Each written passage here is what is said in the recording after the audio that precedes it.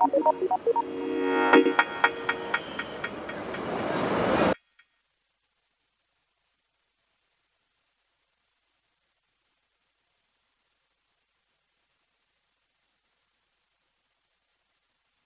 Conference presents Katitza Rodriguez, Electronic Frontier Foundation. Hi.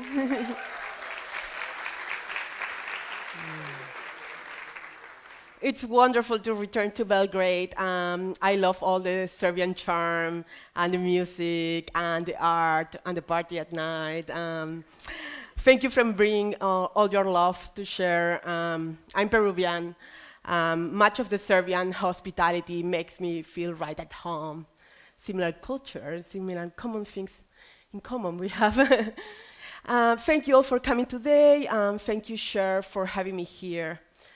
I will begin this with a basic question. I would like if everyone could raise your hand if you have heard about the Electronic Frontier Foundation before. You, good. Still, there were a lot of people who haven't raised their hands, and so I want to make a brief introduction. We are the Electronic Frontier Foundation, and we are a non-for-profit based in San Francisco. We are a team of lawyers, advocates fighting to protect internet rights around the world, and mainly in the United States in the courts. We were founded in 1990. In that time, we know that most of our life will be, that the internet will be a crucial part of our daily life. Since then, we have a very basic goal. We want to ensure that everyone's rights will be respected also in the online world. 20 years later, we now handle almost every major challenge to people's online rights in the United States. We are doing a little more of work internationally, mainly fighting bias legislation in the European Union, and trying to avoid the US government launder their policies for international organizations like United Nations or ITU or the Organization for Economic Cooperation and Development, and to ensure the highest standards for people's internet rights. One of my favorite projects at the EFF is the Coder Rights Project. Through this project, EFF protect programmers and developers engaged in cutting-edge technology. Security and encryption researchers help build a safer future for all of us using technology. Security researchers discover security flaws, and this is only half of the battle. The next step for them is to report their findings, to help users protect themselves, but also to push vendors to repair those faulty products. The freedom to report security flaws is crucial for all of us. Public disclosure of this security information enables us to take a real decision of the products we want to use, push vendors to actually be truthful with their flaws instead of hiding it, repair the vulnerabilities, improve the product's uptime time. These legitimate researchers often face serious legal challenges which prevent or inhibit their work. This challenge comes from US criminal laws, but also the European Cybercrime Convention, promoted by the Council of Europe, and the currently draft directive in the European Union that seeks to attack information systems. It was targeting botnets, but their language is so broad that will really criminalize technology that security researchers need to do their job. We will talk more about that later.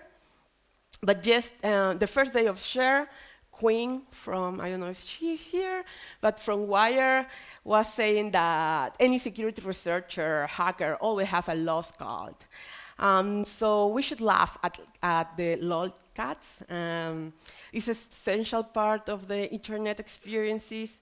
And we at EFF, we want to show you a video, and it's the first video, please, about the coolest video hacker cat that is trying to make fun in the internet, to tinker technology.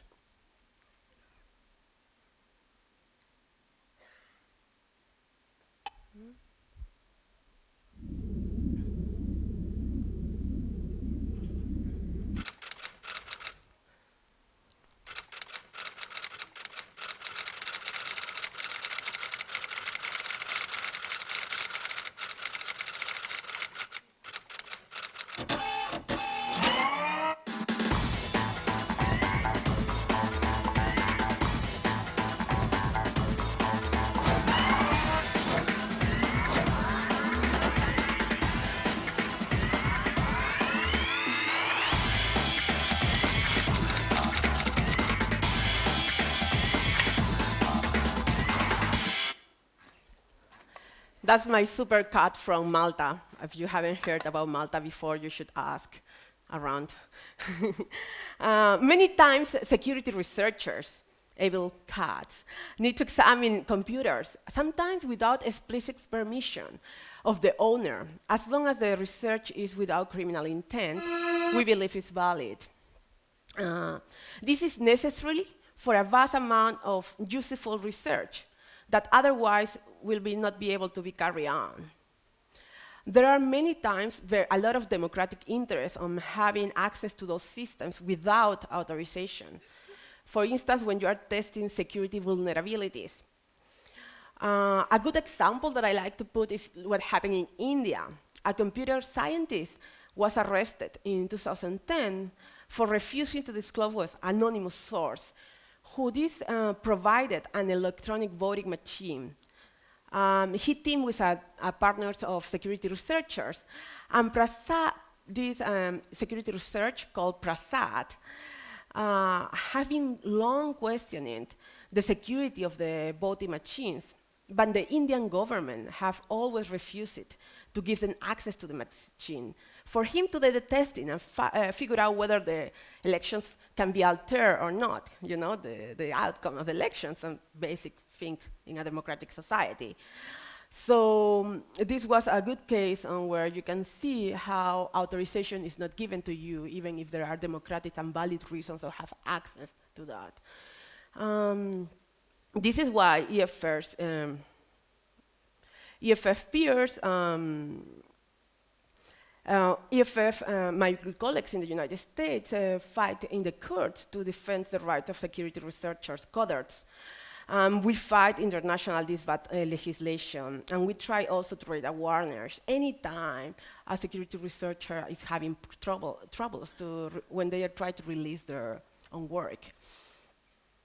In the United States, companies have tried to use these criminal laws to stifle competition and maintain dominance in a given industry. For instance, in a case called Facebook versus Powers Ventures, in this, Facebook claims that a startup who built claims that a startup violated this criminal law because he created a service, an add-on service that allow everyone to aggregate all their social networks in just one browser. Facebook argued in that case that it was illegal because it allows users to access Facebook by automated means, which violate terms of services. Terms of services, for those who are not lawyers, is just civil, not criminal. So it's not, you don't go to jail. Facebook has also gone a step further, claiming that Power have designed a service that allow you to change your IP address. The IP address is that technical number that connects to your computer when you connect to the internet, and you can the service change your IP address at any time, so you can enter to Facebook. So Facebook was upset because the system allowed you to defeat their systems. So what they were saying but it's like complicated because you are giving all this power of criminal law in a term of services that it will reimburse someone and could be enforced at their will at any time, whatever it is. So it's kind of have a lot of concerns, and it's all about this work without authorization. In 2008, there were the Massachusetts Bay Transit Authority sued 3 college students who were planning to give a presentation like mine about vulnerabilities in the Boston subway fare systems, how you can actually bypass, even though they have all these security systems, in a conference, actually just to repair it because it was very easy to fake it. The MBTA claimed that the presentation could be used to defraud the systems, the transit fare systems.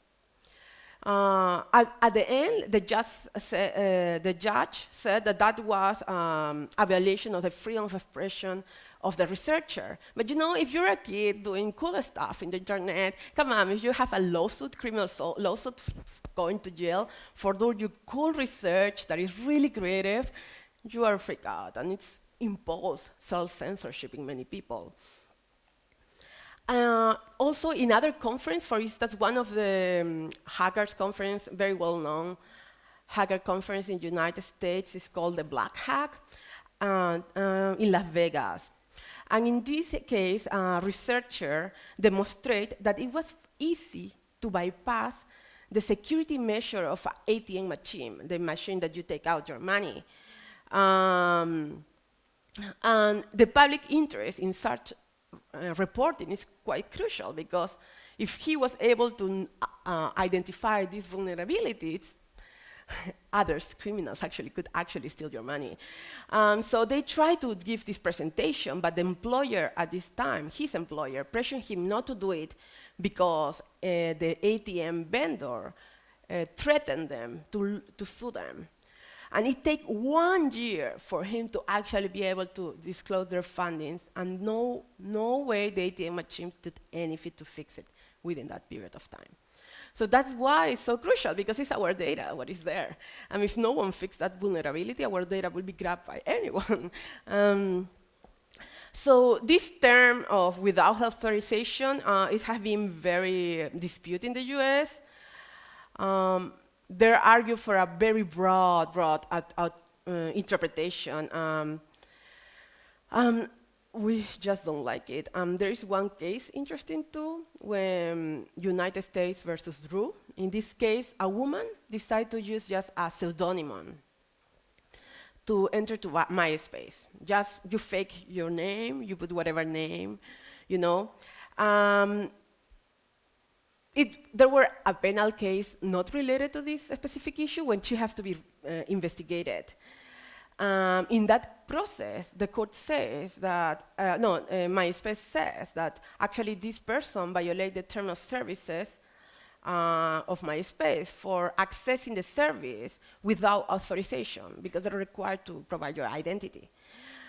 A court said that that was unconstitutional at vague, and that the public should have a notice of what is illegal and what is not. One is the civil, the term of services, and something different is just that you have a criminal behavior.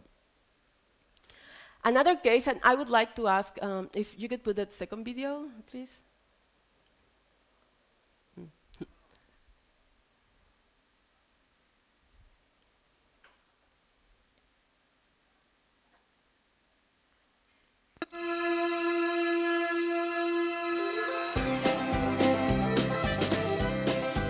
It's a PC3, if you're realizing.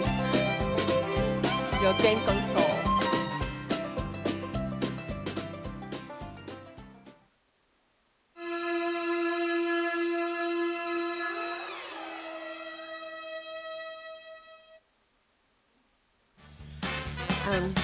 So as you can see, sometimes the rules make no sense.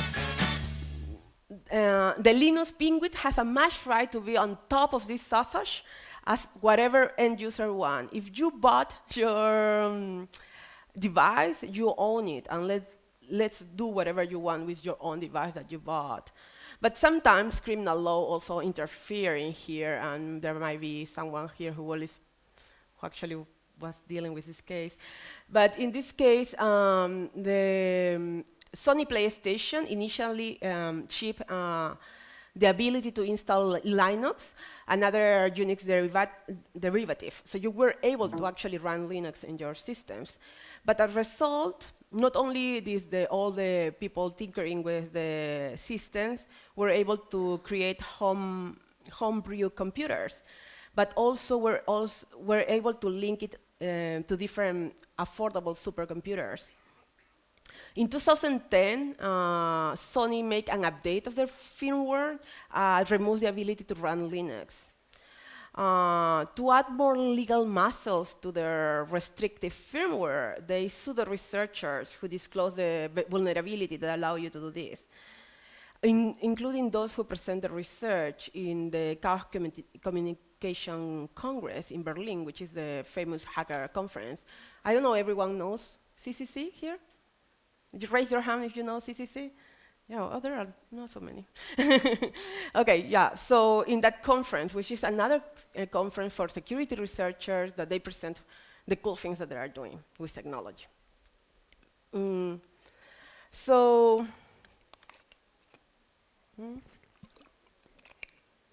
so these flaws on the systems allow the users to run Linux on the systems. But later they prevented. Sony argued that under the US criminal law, researchers could not access their own video game consoles in a way that violated the terms Sony imposed on users on its networks. The case ultimately is settled. But you know, the United States is not alone, unfortunately. There have been legal actions also against security researchers in Europe.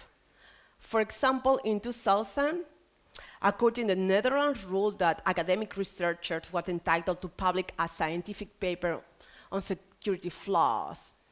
His work was also threatened. But right now, the European Commission is trying to pass legislation in the European Union to try to criminalize hacking tools, the tools for creation, possession, and technology. We think that that provision could actually affect the right of security researchers to tinker with the technology. They also copy the bad language of the US without authorization, and is not providing an exception for security researchers to text systems without authorization, as long as it's for security purposes, and no criminal intent, of course. But you know, more than ever, we need more coders to help us protect our privacy and anonymity online. We need to ensure that coder rights are not undermining. You know, we have a new wave of legislation coming. I don't know if you have heard about CISPA lately. This ill-conceived bill that will allow internet companies, from Facebook to your YouTube, especially US companies, to monitor your communications, content and traffic, and hand it over to the government, including the intelligence agency, the NSA, as long as it's for cybersecurity purposes, in good faith. So that's outrageous. It's what is coming now. It has been approved yesterday by the House of Representatives.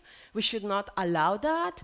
We should keep fighting. And this affects users around the world, because unfortunately, many people are relying more on companies that are based in the US and are subject to US legislation, which means that your data go to the US government, to the National Security Intelligence, if this will pass. And this has not been the only case where the rights of foreigners and the right of privacy, your rights, can be undermined. In a recent case, in the WikiLeaks investigation, the US government has the opinion, the DOJ had the opinion, that foreigners have no rights under US law and under the Constitution. This is completely outrageous for someone like me, came from another legal systems, I'm Peruvian, I'm from Europe, because in Europe still you don't lose your constitutional rights for being a foreigner or for living in another country, but well, it happened. And I think that that's really dangerous, the combination of all this legislation that try to threaten those who will actually protect our privacy, make the code more secure. It's just scary. I think that the government should be focusing more on trying to fix those security vulnerabilities, try to actually put more encryption in their systems, protect access rights to the systems, patch software, instead of trying to pass more try to foster the reporting of vulnerabilities, trying to silence coders' rights and passing legislation that will spy on us and share the information as long as it's for very vague definition of what is cybersecurity. Okay, so I want just tell everyone we should stop this legislation, CISPA. We have a campaign going on. There are a lot of campaigns. Please get involved. If you are using Twitter, Google, Yahoo, Gmail, or any of those software, you are affected. So you should take action too. Thank you.